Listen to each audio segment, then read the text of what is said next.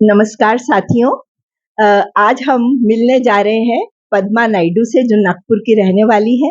और जैसा कहते हैं ना कि कुछ लोग ऐसे होते हैं जिनकी ज़िंदगी में जब तकलीफ़ें आती है तो उन तकलीफ़ों से वे निराश हो जाते हैं, हताश हो जाते हैं, टूट जाते हैं, बिखर जाते हैं।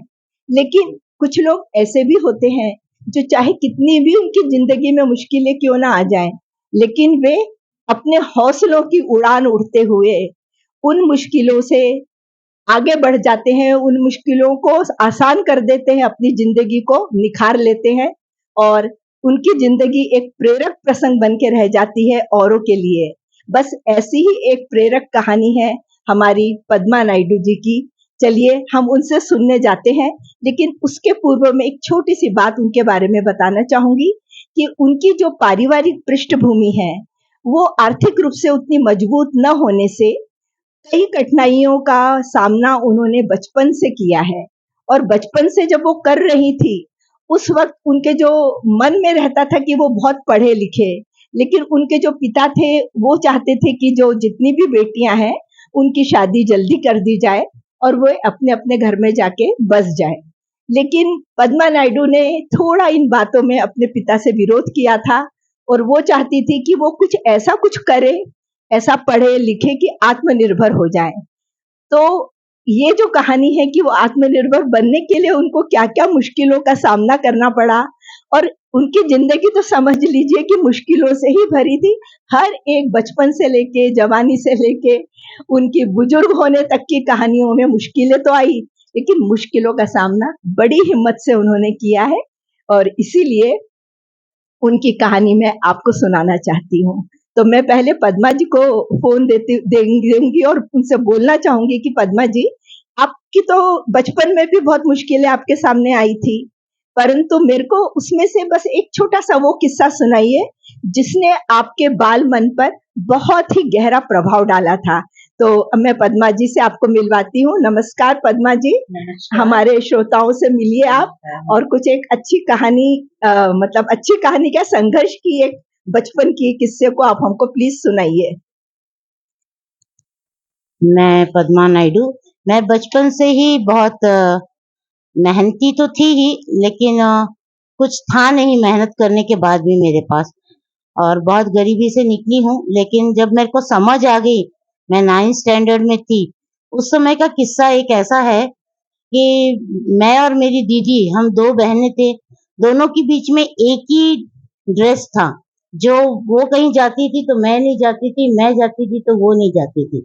एक दिन ऐसा इत्तेफ़ाक हुआ कि उसको भी जाना पड़ा और मुझे भी जाना पड़ा। वो मम्मी के साथ जाना था उसको। तो मैंने कहा मुझे भी जाना था। मैंने कहा मुझे होना ये ड्रेस, मेरे को बर्थडे पार्टी में जाना है। तो मम्मी ने मुझे बोला नहीं वो मेरे साथ जा रही है, तो वो पहनेगी वो ड्रेस। मैं भी ज़िद करने लगी तो मम्मी ने मुझे डाँटा, कभी मारती नहीं है, मारा भी।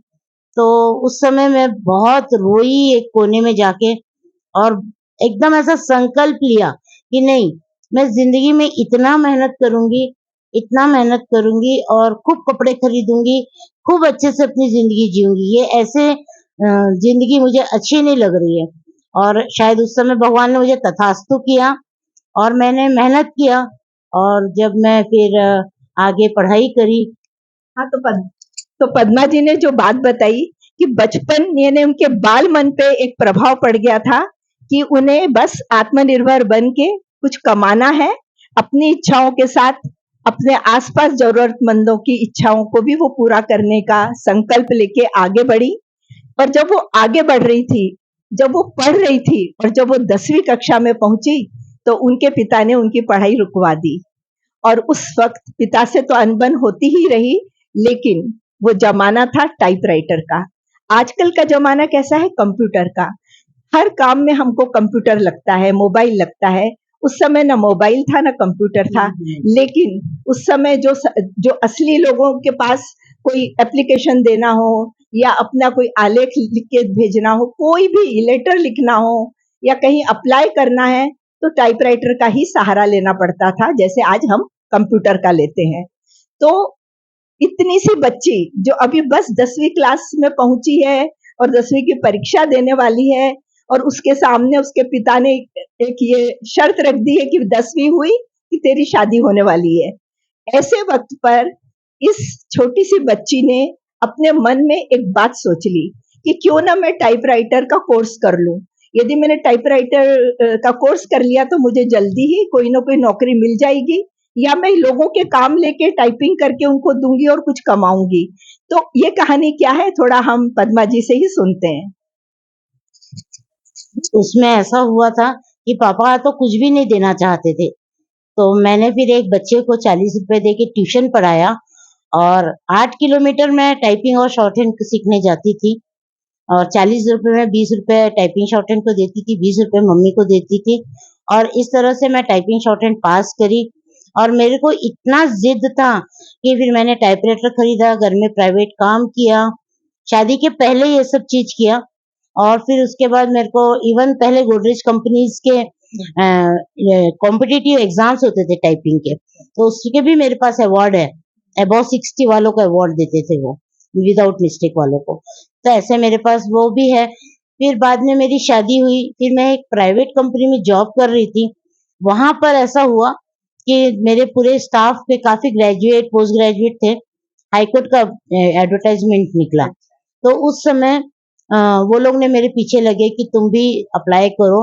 हालांकि मेरे पास टाइपिंग शॉर्ट हैंड का सर्टिफिकेट था, लेकिन 10th होने की वजह से मुझे डर लग रहा था। तो ये पद्मा जी का डर ये था कि वो 10वीं पास है और उनके आसपास जो लोग अप्लाई कर रहे हैं वो पोस्ट ग्रेजुएट, ग्रेजुएट है। तो इन्हें लगता था कि मेरे को चाहे मैं कितनी ही फास्ट टाइपिंग कर लेती हूँ, परंतु मैं ग्रेजुएट नहीं हूँ तो शायद मेरा नहीं होगा। ये एक अजीब सा डर जरूर था, लेकिन हिम्मत थी।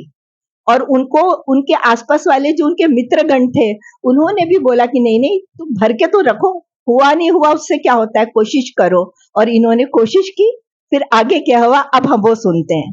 हाँ, हुआ ऐसे कि वही लोग ने, मतलब वो जिन्होंने अप्लाई किया था उन्होंने टाइपिंग किया मेरा एप्लीकेशन, तब वहाँ कुछ देना करना नहीं पड़ता था। पोस्ट में सिर्फ एक लेटर डालना होता था, एप्लीकेशन। तो वैसा उन्होंने किया, मेरे को बोले सिर्फ साइन करो, कुछ नहीं होता। तो फिर किया, फिर सबको कॉल आया कि पहले टाइपिंग टेस्ट होगा। उसमें एक नोट था कि आप अपना टाइपराइटर ला सकते हो। तब मैं एक जगह पार्ट टाइम जॉब करती थी। मैंने उनको बोला कि मुझे टाइपराइटर चाहिए, तो उन्होंने देने को तैयार हो गए। अब मुझे लाने ले जाने का प्रॉब्लम था, तो उस समय वो रिक्शा वाले ने लाने ले जाने का 15 रुपए मांगा और मेरे पास 15 रुपए भी नहीं थे। तो उनसे मैंने एडवांस लेके वो टाइपराइटर लेके गई, जिसमें मेरा हाथ बैठा हुआ था, इसीलिए। तो फिर मैं वहां पे ले जाने के बाद 30 का मुझे पैसेज दिया गया। वो लोग को भी कॉल लेटर आया, वो लोग भी सब आए थे। तो मेरा हो गया, जल्दी हो गया। तो एक ऑफिसर आए पीछे से, क्या हुआ, टाइपराइटर खराब हुआ क्या? मैंने कहा नहीं, मेरा पैसेज हो गया। नहीं नहीं, बोले आप पलटा के और टाइप करो तो आपको अच्छे मार्क्स मिलेंगे। तो फिर मैंने पलटाया और करी, और हुआ यूं कि वो जो साथ के 9 लोग थे सब टाइपराइटर टाइपिंग में फेल हो गए, मैं पास हो गई। और पद्मा जी ने असल में इतना अच्छी शॉर्ट हैंड राइटिंग का तो इनका मतलब थी मास्टरी, और उसके साथ साथ टाइपिंग वगैरह में इतना फास्ट ये सब करती थी कि मतलब जितना टाइम दिया था उससे भी, उस टाइम में जितना होना चाहिए उससे कहीं ज्यादा उन्होंने टाइप किया। और इसीलिए ग्रेजुएट, पोस्ट ग्रेजुएट तो पीछे चले गए और पद्मा जी का सिलेक्शन हो गया। और ये मतलब जो एक सज्जन थे जिनका की टाइपराइटर था और जिस पर की पद्मा जी का हाथ बैठा हुआ था, तो उन सज्जन ने भी बड़ा इनकी हेल्प करी, सहायता की, और इनको रिक्शे से आने जाने के 15 रुपए के जो भाड़ा भरना पड़ता वो भी दिया, खुद का टाइपराइटर दिया कि जाके तुम परीक्षा दे दो, तो ये इंटरव्यू दे दो। तो ये एक बहुत बड़ी बात होती है कि जिंदगी में जब कोई ऐसा कोई जरूरतमंद आए और यदि हम उनकी थोड़ी सी भी सहायता कर दें, तो हो सकता है कि आगे जिंदगी में वो आपको हमेशा याद करेगा। देखिए आज हम साक्षात्कार ले रहे हैं तो वो उन सज्जन को याद कर रही हैं और बता रही है कि उनके कारण मैं टाइपराइटर ले जा सकी और ये सारी बातें। तो जब भी हमारे सामने कोई ऐसी मुश्किल आती है तो हम तो अपना किसी कोई ना कोई रास्ता निकालते हैं, लेकिन हमारे आसपास वाले भी यदि कोई मुश्किल में हो और यदि हम उनकी भी सहायता करते हैं तो भगवान का आशीर्वाद प्राप्त होता है। इस बात से ये भी पता चलता है। अब आगे, और फिर आगे क्या हुआ जब ये टाइपिंग सीख ली, इन्होंने कर लिया, तो मैं पद्मा जी से पूछना चाहूंगी कि पद्मा जी, आपने तो नौकरी ले ली, अब नौकरी के बाद आपको पैसे भी मिलने लगे, आप धीरे-धीरे आपका प्रमोशन भी हुआ होगा, फिर वो सब पैसे मिले तो उसको अपने परिवार के लिए, ज़रूरतमंदों के लिए शायद कुछ न कुछ किया होगा, मैं उसके बारे में भी आपसे पूछना चाहती हूँ। बिल्कुल, मैं ज़रूरतमंदों को भी करना पसंद करती हूँ, जो बच्चे पढ़ नहीं पाते, उन बच्चों को पढ़ाना, जो माँ-बाप नहीं कर सकते, उनको करना, ये ऐसा मेरा चालू रहता था। मेरे नज़र में जो भी आया कि अरे! ये स्कूल का फ़ीस नहीं भर सक रहा, तो उसका स्कूल का फ़ीस भरना, बेटे को भी पढ़ाया और अपना परिवार को लेके चली मैं। और अब मेरे को लगता है शायद आपने अपना घर भी बनाया, बसाया। मैंने अपना घर बनाया, अपना एक ही बेटा है मुझे, वो भी अच्छा ही है, सब कुछ अच्छा है, बट वो लोग नहीं चाहते थे कि मैं बहुत हेल्प करूँ, लेकिन मेरा वो दिमाग में बैठा था कि नहीं, गरीबों को करना है। तो मैं छुप-छुपा के मंदिरों में दान देना, गरीबों को देना, कपड़े खरीद के देना, ये सब किसी के ये बर्थडे है, बच्चों का बर्थडे, तो मुझे बहुत अच्छा लगता कुछ देना करना।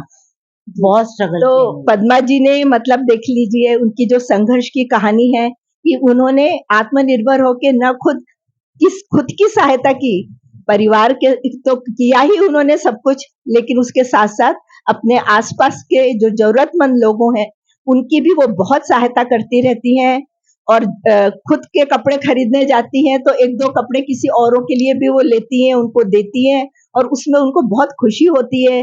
ऐसे ही वो कई सामाजिक संस्थाएँ हैं, उनकी भी वो किसी न किसी तरह से मदद करती है, सेवा कार्य करके या किसी तरह से आर्थिक मदद करके।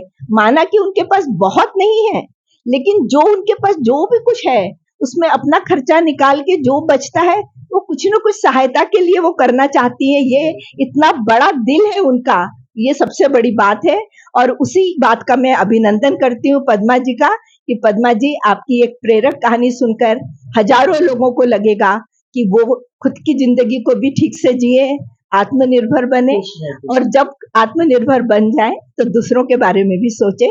धन्यवाद पद्मा जी, धन्यवाद, धन्यवाद। तो हम देख रहे हैं कि देखिए जब कईयों के पास बहुत सी सुविधाएं होती है, बहुत कुछ वो कर सकते हैं, लेकिन उन सुविधाओं के पंख लेके वो उतना ऊपर नहीं उड़ पाते हैं जितना कि पद्मा जी ने अपने हौसलों के पंखों को लगाकर इतनी ऊंची उड़ान भर ली। ये हम सब के लिए एक बहुत बड़ा एक बहुत ही इंस्पिरेशनल प्रेरक एक प्रसंग मैंने आपके सामने रखा। तो धन्यवाद पद्मा जी को भी बहुत बहुत धन्यवाद। श्रोताओं आप सबको धन्यवाद।